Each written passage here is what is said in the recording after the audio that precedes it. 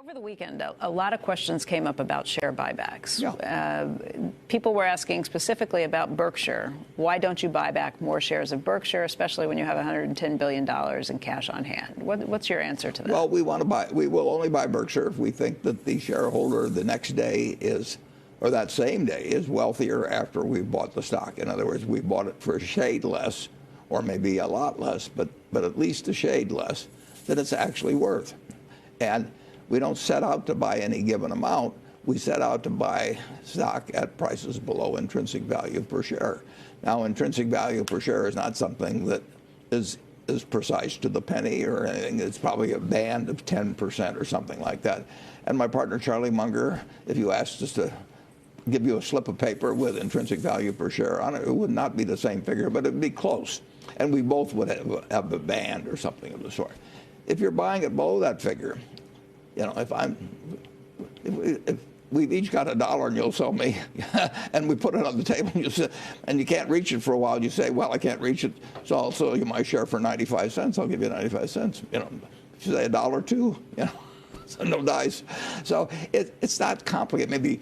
It may be beyond my ability to figure out the intrinsic value of certain kinds of businesses, but with Berkshire, I've got a reasonable idea, and I try to give the shareholders the same information that I regard as important in calculating that. Now, it can change. Presumably, you want it to change upward over time because we retain earnings and we should be building more value. But that's the equation. First of all, you have to have the cash you need to run the business. I mean, Steve Jobs called me one time. I mean, he called me, I don't know how many years ago, and he was thinking about repurchasing shares. And I said, Steve, there's just two questions. I said, you know, A, you have all the money that you need to develop the kind of business that you've got in your head for the next 5 or 10 years. And, he says, we got plenty of money.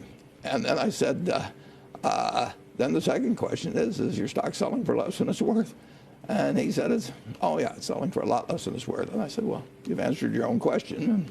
But if he'd answered, we need the money we've got here actually to fully develop our business, and we've got opportunities to do it, I'd say forget about it. You know, build the new plants and do that, and maybe the cash will come in later where you can buy stock. And secondly, if he said the stock isn't really cheap, what's the reason for buying it in? Did he buy back shares after that?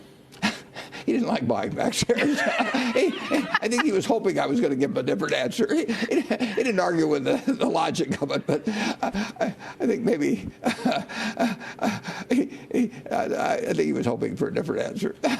It's interesting that you say that because Tim Cook, the current CEO of Apple, was here this weekend, and we got the chance to ask him about share buybacks, too, because share buybacks have been such a big deal for Apple. They've deployed so much cash doing that and just announced last week at the earnings that they'd be buying back an additional $75 billion worth of Apple shares, or at least they've authorized the repurchase of that much. Again, we sat down with Tim Cook this weekend, and here's what he had to say about that, too. Listen in, Warren. This is a funny story a bit. Is back in 2012, I'd been in the CEO spot maybe a year or so. We had a growing amount of cash. I think we had crossed the 100 billion kind of mark, if my memory is correct. And I was getting lots of input from a lot of different people, as you can guess. And when I don't have experience in something, I always make a list of the people that I think are the smartest people that I can contact to talk to them and get advice. And Warren was on the top of the list. As you can imagine, I'd never met Warren before. And so I get his number, I call out to Omaha, and I'm thinking, I wasn't sure he'd take the call. You know, I'm sort of calling out of the blue. He doesn't know me from Adam. And but he took the call. And I had a great conversation with him, and that was the first time that I'd met Warren, and he was very clear to me. I still remember he goes, let me just cut through it. If you believe your stock is undervalued, you should buy your stock. And I thought that was just the simplest way of looking at it. So here's what we do, is we first and foremost take care of our people, and we take care of the company and the future of the company.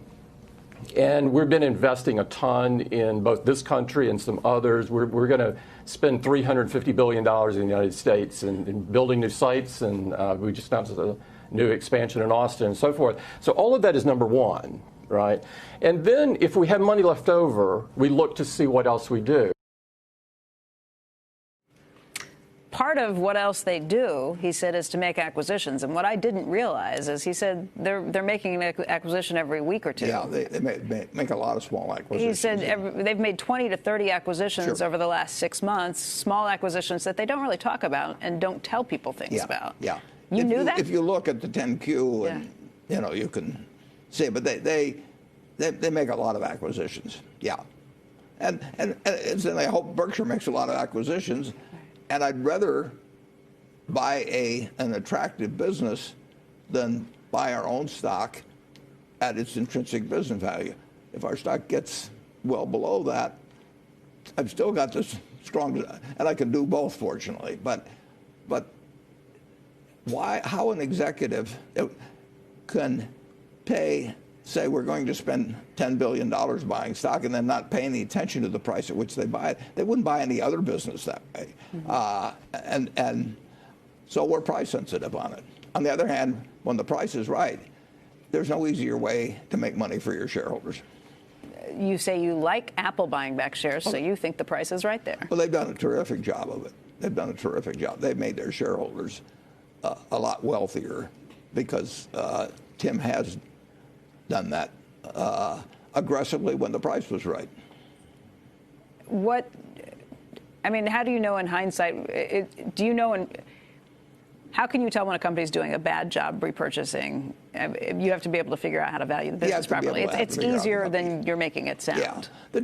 The truth is, if you look back, and I was director of the company, but Coca-Cola kept repurchasing their shares at a time when it didn't make sense if you look at it. In the years earlier, they had a terrifically good idea of repurchasing when the company only had a market value of in less than 10 billion, and they bought a lot of stock and they were aggressive about it. But they fell in love with the idea, and I was a director at the time, but they're one of many. I mean, the same thing happened at Gillette to a degree. It's interesting. Sometimes it's difficult for CEOs to be objective about their own stock price, and they think the higher it sells, the better, and it's a fine way to feel, except if you're repurchasing it and you repurchase it at prices up to the sky. When Coca-Cola was buying back shares and it turned out it was at too high of a price, and you were a director, did you know that at the time? I had a pretty good idea. Why didn't you say something? Well, I may have made some comments, but the management had done a sensational job. I mean, that's one of the reasons it got so high. They've done a terrific job. They made me a ton of money, if you belch too often at the dinner table, you don't get invited to parties anymore. Which is the difficulty, I think, with probably any board. You don't get to be a director if you're, unless maybe you're an activist or something, but people don't like it if you speak. And some CEOs like it a whole lot less than others. Some CEOs actually encourage a fair amount of dialogue, and others, make sure that all the important stuff comes up at 5 of 12 when you have to leave at 12 to catch your plane. And the next plane is 6 hours later. That's interesting. Boards are managed in different ways. Have you known every board you've been on which has been managed well and which is not? Well, some are managed well in some respects, and they can be dumb financially. I mean, you have some managements that really have a money sense, and then you've got others that they're very good managers, but they're not good at. I always love it when I hear a management, and I ask the guy what he's doing with his own money, and he says, "Oh, I couldn't possibly, evaluate stocks and everything. I turn that over to somebody else," and then he goes out and makes a $5 billion acquisition of something he doesn't really know anything about. We're just buying a whole lot of stock. Some are good at it, some aren't. That's true of our managers.